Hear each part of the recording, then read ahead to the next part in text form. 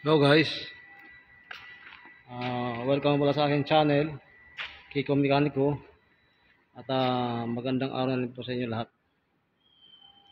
So, sa ngayon guys, meron pa ulit ginagawa na Toyota Land Cruiser. Yan. Toyota Land Cruiser, yung engine niya po ay straight 6 gasoline.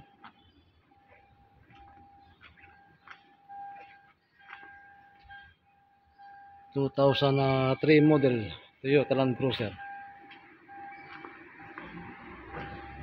So, bali, ang isip po nito guys, ayaw mandar. Minsan naandar naman. So, yun po yung complaint ng may-ari nito. So, chinik ko po lahat guys ang nito, mga kuryente. Yung mga kuryente dito sa fuse box, galing sa susi, papunta dito sa fuse box. At yung kanyang mga linya napunta sa coil, at yung mga sa injectors, okay na po yung kanyang mga linya. So, ang nakita ko po nito guys, kaya sa nakita ko po ito, chinik ko po itong relay ng circuit opening relay. So, ito yung nagmamalfunction guys.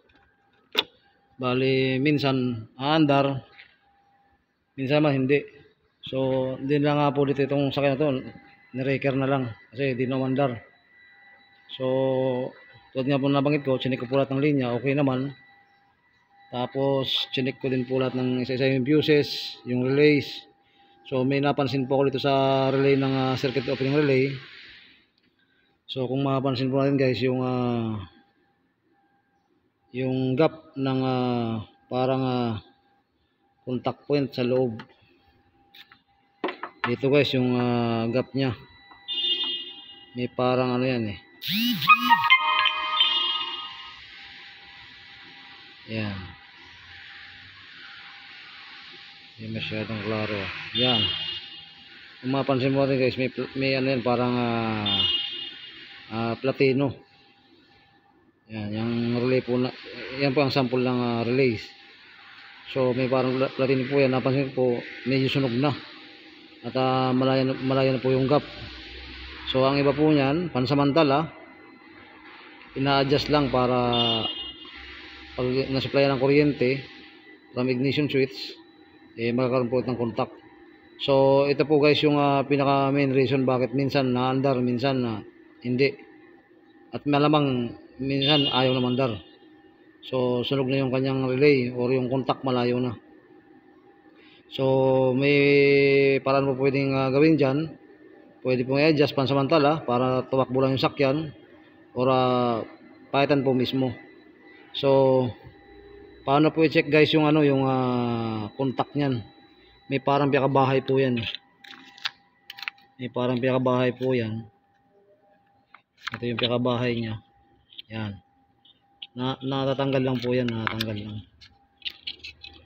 So nakasaklob lang po ganyan yan. Nakasaklob lang yan dyan. Yan.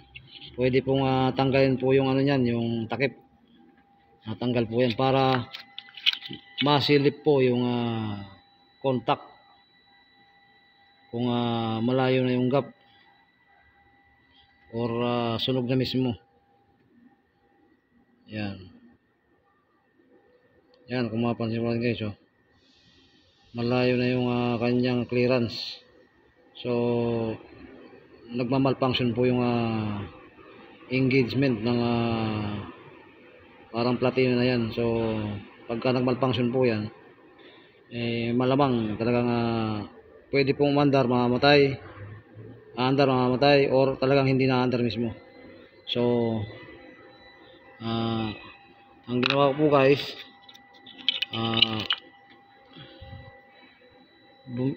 pinahanap ko po yung may-ari ng genuine relay or circuit opening relay.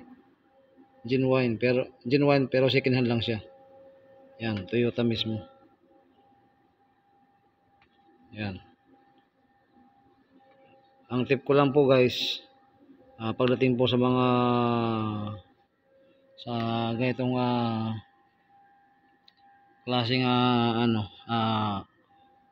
basta may electrical parts, as much as possible po kakabitan po natin ng original. So kakabit ko po dito siya guys para ma-testing po natin kung aandar na siya. Dito po kasi sa dating relay nya guys, yung pinakita ko po sa inyo, minsan aandar pero mamamatay, minsan ayaw na rin. So kinabitan ko po siya ng second hand na relay pero original. Mas maganda po guys yung kahit second hand basta original, mas maganda po yung kaysa yung sa nabibili na replacement lang. So susubukan ko po guys na paanda rin.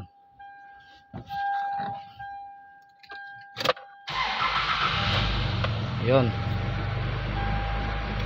ma-under na guys so kung mapansin ko natin ma-under na yung kaya engine.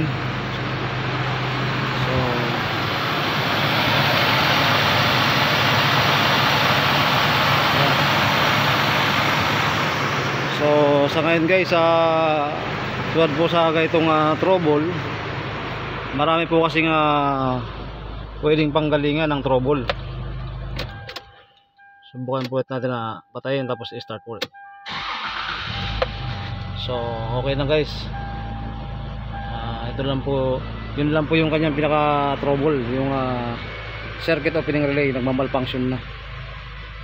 So garantisado po guys, maayos na po ito.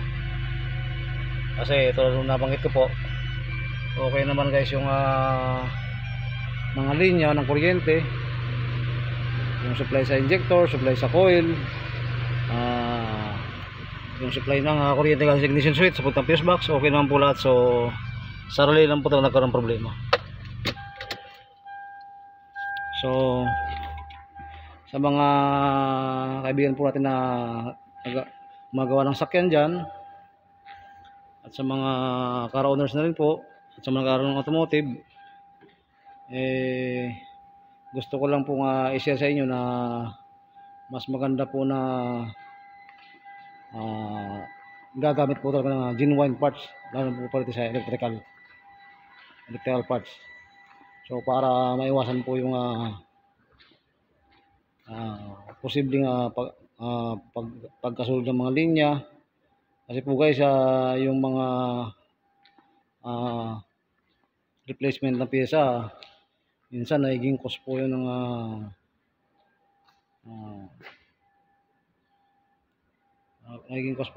high resistance ng mga linya, kasi hindi maganda yung quality or yung nung pinakamaterialis. So lamang po dyan minsan magkaroon ng corrosion or magkaroon ng sunog yung mga linya, or mapundi mismo yung relay. So maganda po talaga guys yung genuine parts, kakabit kahit second hand, mas maganda po kung bago. So sa ngayon guys, sana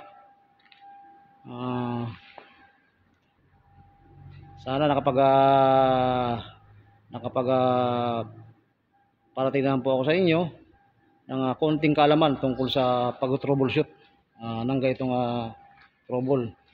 So una guys, ang kailangan pong gagawin pagka naka-encounter tayo ng itong trouble, check po natin yung mga fuses, then yung mga linya, or kung may pan-testing po kayo na second hand na fuses or relay, mas maganda para testing nyo lang po. Kadalasan po kasi ng lahat ng klase ng sakyan, gasolina naman o diesel, kailangan na hanapin po agad yung pinaka main na relays. Yung mga naka-indicate naman po yan dito guys sa takip mismo ng fuse box. So makita na po dito tulad nito guys, C/opening. So ang meaning po ng C na yan, circuit. Circuit, yan, circuit. Kung mapansin mo natin guys, oh. Hindi masyadong klaro. Yung C stands for, yan, C, mapansin mo natin guys, yan. C stands for circuit slash opening. Opening yan, yung OPN opening. Or SPL. SPL, BLB. So ang abbreviation lang po ito eh. Yung C, meaning po yung circuit. Circuit opening relay yan. Yung circuit opening relay guys, yan po yung linya para tumakbo yung kuryente sa lahat ng system niya. So napakahalaga po ng function ng relay na yan. So pag yan po nagkaroon ng problema, sigurado po talagang hindi aandar yung sakyan or aandar, mamamatay. So sana guys nakapag nakapagsiran mo tayo ng dagdag kalaman sa mga kaibigan po natin na mekaniko dyan na gumagawa ng sakyan. At nakapagbigay na rin po tayo ng konting tip kung paano po i-check yung sasakyan pag halimbawa hindi umandar. So una po yung i-check nga po natin kasi marami po kasing cause bakit ang isang sakyan ay hindi naandar. Minsan sa relay, minsan sa wiring silang relay, minsan sa fuel pump, minsan sa nag-malfunction yung immobilizer system, or minsan starter motor nag-malfunction, or linya ng coil, or coil mismo, injectors, or PCM mismo, or power control module. So marami po guys na causes kung bakit ang isang sakyan ay hindi aandar. So kailangan medyo maingat lang po tayo sa pag-troubleshoot. Kailangan po step by step, from minor lang po muna tayo. So sa ngayon guys, paki-subscribe na lang po yung aking channel, Kiko Mekaniko. Then pakipindot na rin po yung notification bell para every time po na mag-upload po ako ng videos tungkol po sa paggagawa ng sakyan, ma-update din po kayo guys, para na rin po sa inyong kalaman at sa dagdag kalaman na rin po. Kahit hindi po tayo gumagawa ng sakyan, kahit po mga car owner, malaking bagay din po ito sa atin. So hanggang dito na po muna ang video guys. Maraming salamat po. God bless.